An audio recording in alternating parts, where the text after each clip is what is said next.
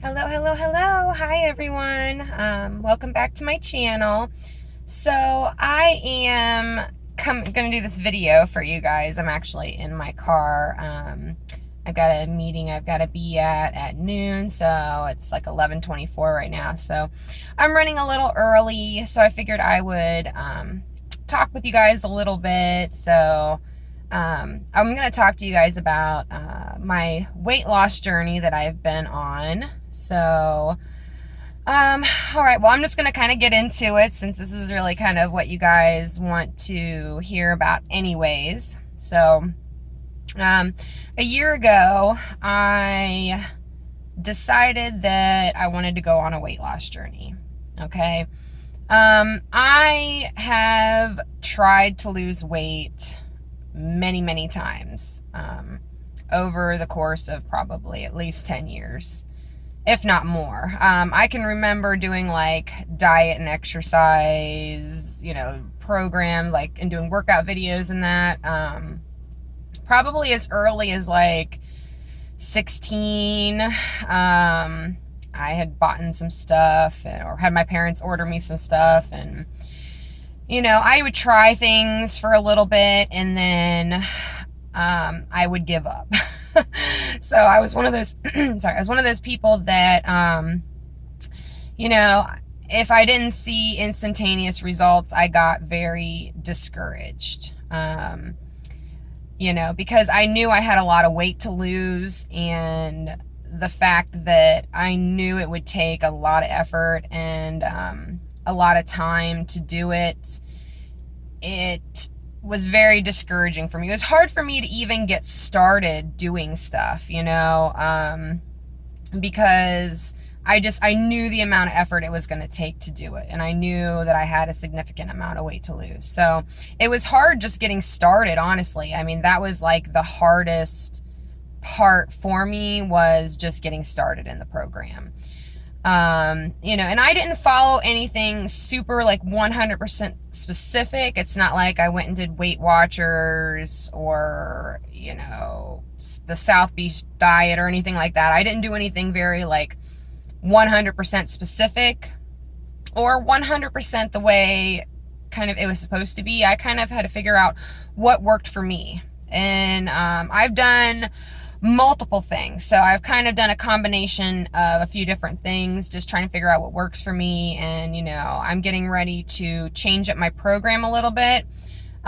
Because, I do have like 30 to 40 more pounds to go. And I know this is going to be the hardest amount of weight for me to lose, is this last little bit. And I know I'm going to have to increase my exercise, along with it. So my plan is for, next spring, summertime, to be 100% where I want to be. So I've got a couple of months, I would say within the next 6 months, I want to be down to my target weight is my goal. So, which I think 6 months to lose, the 30, 40 pounds seems reasonable to me.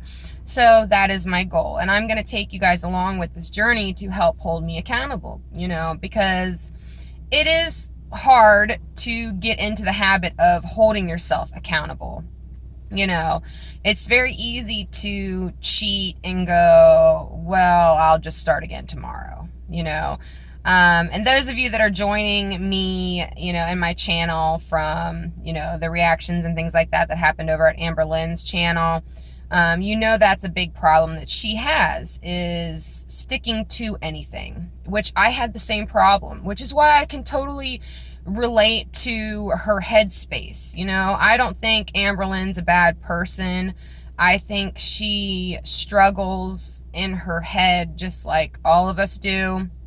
And, when you have that much of a food addiction, now don't get me wrong, I was addicted to food. Did I eat as much as she does? No, but she didn't get that way overnight. It's kind of like where you gradually start eating more and more. And the problem when you start eating more and more, is you ruin your body's own way to tell when you're full, because you're constantly stuffing yourself. So, and yes, the full feeling does feel good. I'm sure we all know that feeling, like on Thanksgiving Day when you eat way too much turkey and biscuits and mashed potatoes and all of that. And you feel stuffed, which can feel good at first, and then, your pants get tight because you're bloated, and maybe you feel a little miserable later.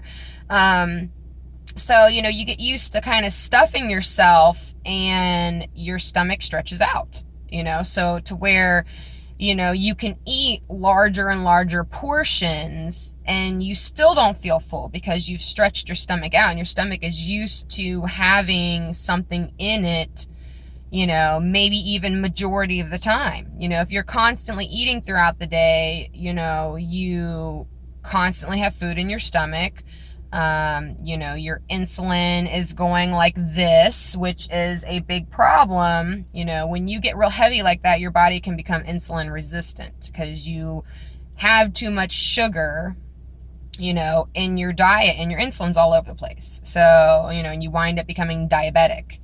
Which a lot of people say that she has diabetes, which, I don't know for sure if she does or not. It's hard to believe at that size that you would not be, at least, if not totally diabetic, borderline diabetic. So I know that when I was pregnant with my son, I had gestational diabetes, and my blood sugar was already high prior to becoming pregnant. So I was already morbidly obese at 250 pounds before I got pregnant. And so when I became pregnant, that pushed my body into gestational diabetes. So I had to give myself, insulin injections in my stomach. I had to check my blood sugar, 7 times a day. And it was a lot. It was hard. I hated it. And I don't ever really want to go through that again. So along with that came high blood pressure. So, a lot of people say she's got blood pressure problems, talking about Amberlynn. And, I had high blood pressure too. So the pregnancy and me gaining the weight during the pregnancy and already being morbidly obese before, sorry guys, I got an itch. My body was just screaming for help, and so I had to see the doctor twice a week. I had to get blood work, and I had to get an ultrasound twice a week for majority, I would say 90% of my pregnancy, because I was such high risk. So, if I decide to have another child again, I do not want to go through that at all, because it was horrible. Like, when you're pregnant, you should be able to enjoy your pregnancy, enjoy the experience, because it's supposed to be a happy time. And for me, I was miserable, and I couldn't wait for it to be over. Like, I was miserable. Like, I wanted it over so bad. I couldn't enjoy any of it because of it. So, I don't want to go through that again. So last year I decided, I'm like, okay, I am 31 years old. I have been overweight since I was probably 10, and I've been morbidly obese, for, at least probably since I was 18, 19. Once I kind of started to eat whatever I wanted, I had a job, so I ate fast food a lot, sometimes 3 times a day, honestly. I would get McDonald's breakfast on the way to work. I would get fast food like Wendy's. And, when we talk about like volume of food, it's kind of embarrassing to admit this, but okay, I would get from Wendy's, for example, I would get one of the big Dave's double cheeseburgers, meals with a large fry. I would get a large sweet tea and a large Frosty, and sometimes I would get chicken nuggets too. And I would eat all of that on lunch.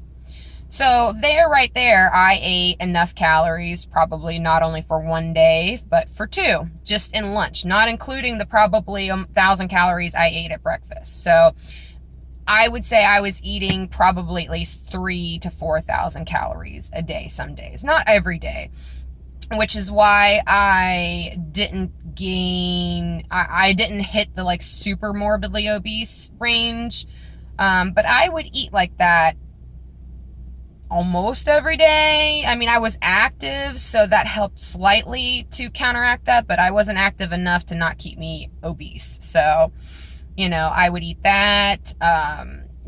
I would get Chinese food. I would eat a big thing of rice, sesame chicken. I would eat a whole order of crab rangoon by myself, at least 2 egg rolls.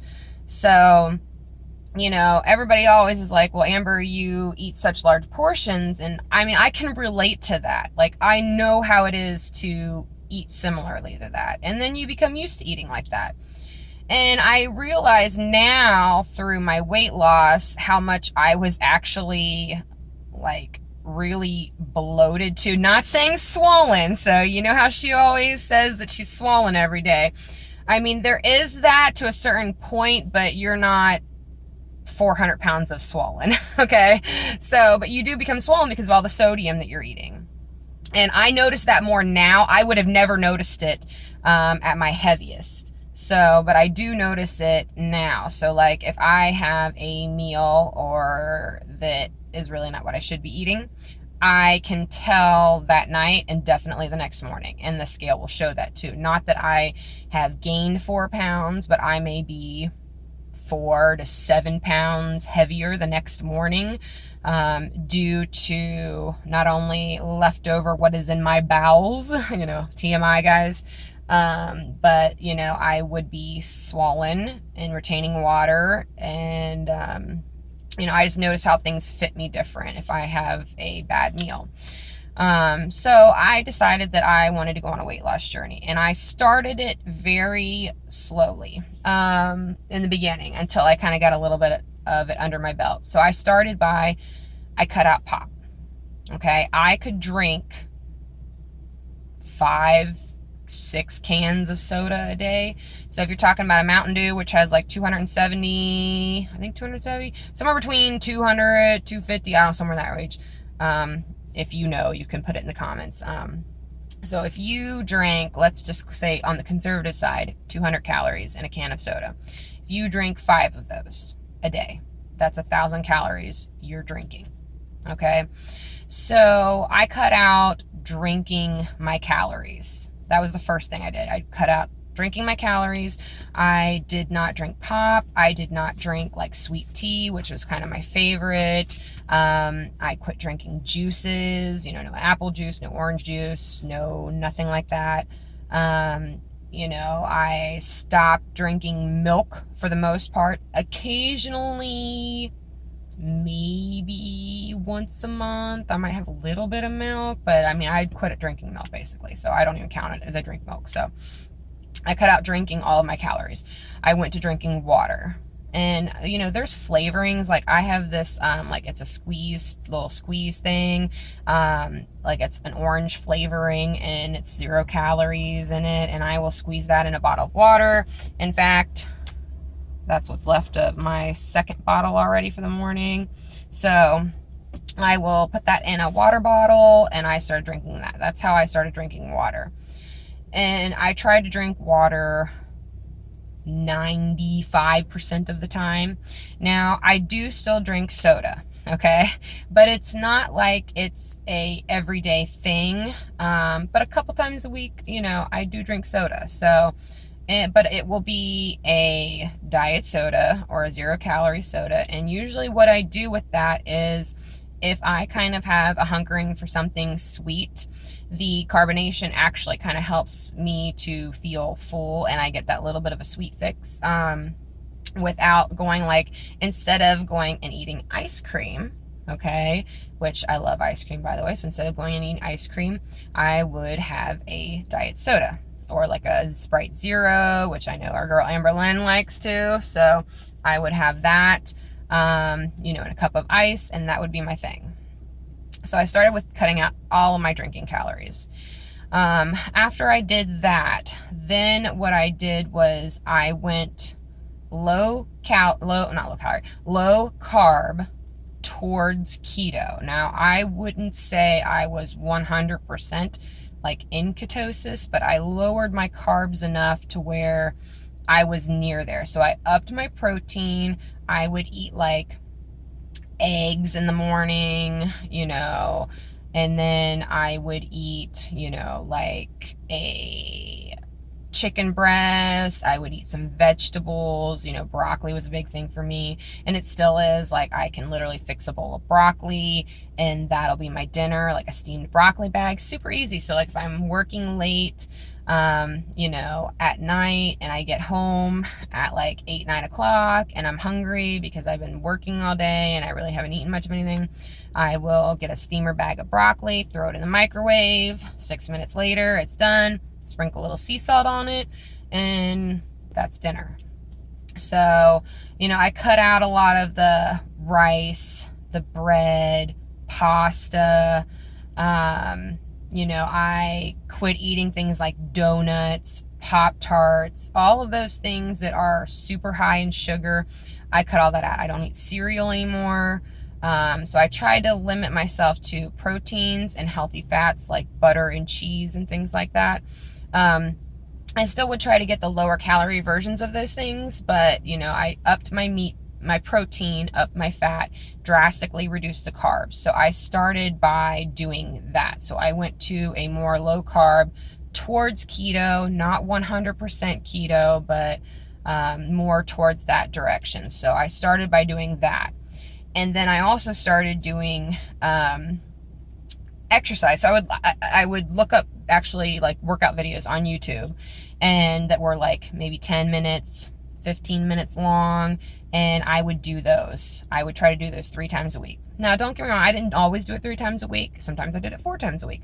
Sometimes I did it 5 days a week. So somewhere between 3 to 5 days a week, I would do 10 to 15, maybe 20 minutes of exercise. So I started out with easier things, and I gradually worked my way up more towards like HIIT videos, like high intensity training. So I would get my heart rate up really fast, you know, and then do some stretches. I never worked out longer than 30, 35 minutes. Like, I never did anything that was like an hour long or anything like that. As I started to get a little bit, where working out was a little bit easier, sometimes I would do 2 videos, but even then, I mean, I didn't work out hardcore, guys. I mean, I did enough to get my body moving, my heart rate up, which is the important thing, to where I would sweat. You know, you don't have to go and spend an hour, 2 hours at the gym. You don't have to go do that. I didn't. I knew 80% of my weight would come off through diet alone. I knew that. So through the research that I did, I knew that I could lose 80% of the weight without doing exercise, but just moving, like not even doing the exercise videos that I did. So I did do that for a lot of the bulk of the weight to come off. So I would say probably the first 30 to 40 pounds, I did that. Okay. So then, you know, as I got more comfortable eating that way, now don't get me wrong, I still ate out occasionally. So me and my husband, we would go out to eat, you know, but I tried to watch what I ate, meaning before I just looked at the menu and whatever I wanted to order, that's what I ordered. Or I have an appetizer, you know, that kind of stuff. So now I kind of try to choose healthier options, and they weren't always the healthiest. So, you know, I mean, I'm not going to get down on myself for going and having a cheeseburger. You know, I'm not going to punish myself for that, you know, but I'm going to be mindful, meaning if I know I'm going to go out to eat later, and I do this now, because now I started also not only with eating the low carb, but I started calorie counting. And I've reduced the number of calories that I need in a day as I've lost weight. So now I'm more on a low carb calorie counting thing. So, you know, if I knew I was going to go out to eat later with my husband, then I made sure that I saved my calories, most of my calories, for that evening so we could go and enjoy and have food. You know, so then, you know, as I started, you know, I did the low carb, and then I started adding intermittent fasting into it. Okay. So I started getting to where I wouldn't eat past 8, 9 o'clock at night, which I used to eat all night long, I felt like sometimes.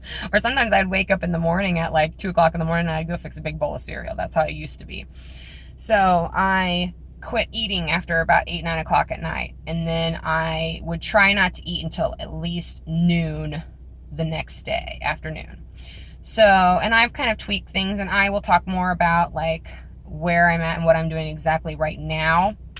But this is kind of like the start of things. I started with cutting out drinking calories. Any calories I could get by drinking, I cut that out. And then I went to more low carb. So I cut out a big chunk of the carbs that I was eating. And I went more towards like a keto style type of diet, which I felt very sustained. Well, you got to get used to not having the carbs though. So I'm telling you what, I had carb cravings like you would not believe, but I knew I just had to work through it. So I had to teach my body that the hunger feeling wasn't bad. Just because my stomach is grumbling does not mean I'm hungry. Usually what happens when your stomach is really growling, it's because you're dehydrated. It's because you are thirsty. So I have learned now that when my stomach does that, the first thing I do is I drink. I drink water, I might drink a whole bottle of water, and I might have a little pop, a diet pop or a 0-calorie pop or something like that. So I might have something like that. And, that usually is enough to kind of curb it, and I will only really eat when, I know I'm hungry. So learning how to tell when your body is actually hungry is a huge thing. And it takes practice to learn how to do it. And it is not easy. So some of us just really struggle with that. And I always have, because I would just kind of eat whenever. I'd eat when I was bored. I would eat when I was sad and depressed, so I would eat like that all the time. So I had to really train myself when I was actually hungry. So that was another big part of it, and then I started adding like intermittent fasting, and then I started adding calorie counting into it. So I would use like the free Lose It app, and I would put all my food in there and learn how many calories was in stuff so I could make better choices. So a lot of it is learning how many calories is in that. Okay, so if you want to go to McDonald's and you want to have a meal at McDonald's, know how many calories is in what you're going to order. And then if you really want that, prep the morning, that morning. So if you want to go to lunch at McDonald's, then make sure you're not eating up your calories that morning and go have McDonald's. Don't be like, I'm never going to have McDonald's again, because I don't do that. For me, I don't feel like that's a way to live. I feel like you can still have those type of things, but again, you have it in moderation and you plan for it. So you make it a thing. Like if you're going to go and eat 1,000 calories at dinner, then you don't use up those calories that morning. So it's simple as that. Plus, with intermittent fasting, it works with that too, I feel like. So like if I'm not eating, food till a certain time of the day, and don't get me wrong, I do have days where I do eat breakfast. Okay, that I eat before noon. So a lot of it just depends on how I ate the night before. So it's not like it's a hard fast. I do this, 100% every single day, and the schedule does not change because life changes. My schedule changes. And like this morning, I had stopped eating earlier the night before, and I knew I was going to be out and running around. And sometimes with intermittent fasting, my blood sugar can drop a little bit and I will feel a little weak. So I, this morning, had a piece of toast. So with butter on it, because I like butter and I like bread. So I did have toast this morning. But I know that I'm not going to be eating till a certain time later, and I know how many calories that I want to eat in a day, and I try to keep it around that limit, which we'll get more into depth with it. So, I'm going to do another video on like what exactly I'm doing now, as far as diet goes, as far as calories goes, kind of like what my routine is right at this point. But I just kind of want to let you kind of a little precursor of, this is what I started, and it changes. It's not like I did the same thing from start to finish, because, your body changes, how much you need in a day changes. You may change because you just don't like something, or you feel like you should never feel like you're missing out on anything. So like Tuesday was my son's birthday. He turned 3 years old. Okay. I'm so proud of him. But we had birthday cake, and you best believe I ate birthday cake and ice cream. So I'm not gonna not eat birthday cake and ice cream, of course, but and if I do eat too many calories in a day, if I do have a day where I'm like, man, I went over by probably a good chunk, it's okay. That doesn't mean I failed.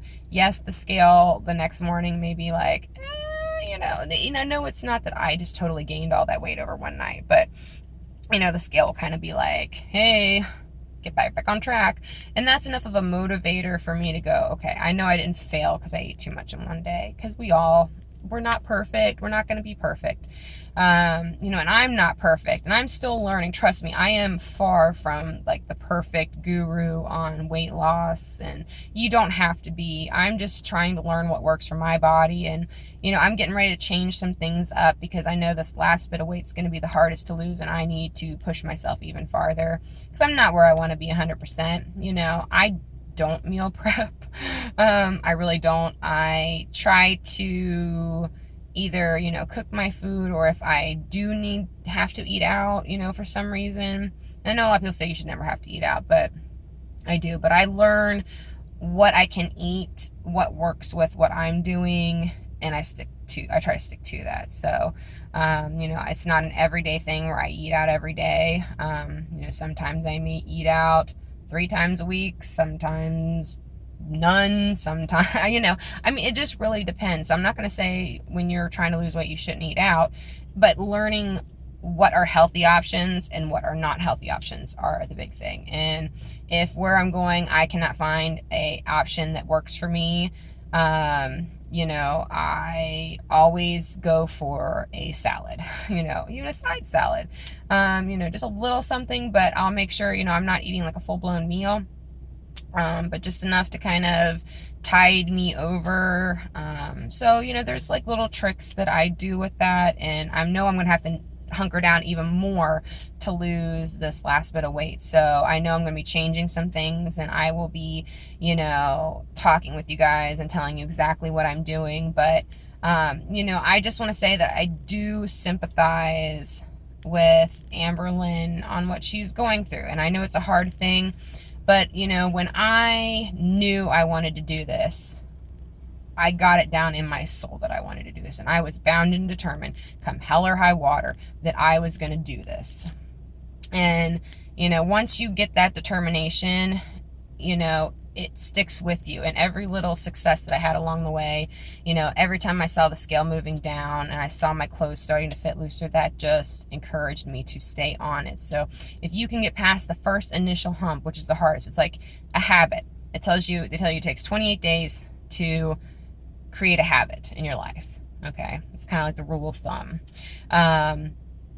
So I always say that if you can get through the first month of whatever it is, that it becomes easier. So the first month is always the hardest. And I hope and I pray that Amberlyn can do that at some point in time in her life, that she can make it at least a month. You get through that first month and things start to get easier because your body starts to adjust to what you're doing. If you don't give your body enough time to adjust to it and never really try it, you will never know if it'll work for you. So she could have been doing things that could have really worked for her in the past, but she just didn't do it long enough to really see the results of what she wanted to do. So I'm going to make another video for you guys talking more into this. I know this video is almost 30 minutes long already. I've been ranting for 30 minutes, but I don't want it to be too long, so I'm going to end it here so I can go get to my appointment that I need to be at, and I will definitely come back with another video for you guys. You know, talking more about what I'm doing right now. We'll revisit a little bit of what I just said. But I love you guys. Thank you so much for subscribing to my channel, and I'll see you soon. Bye.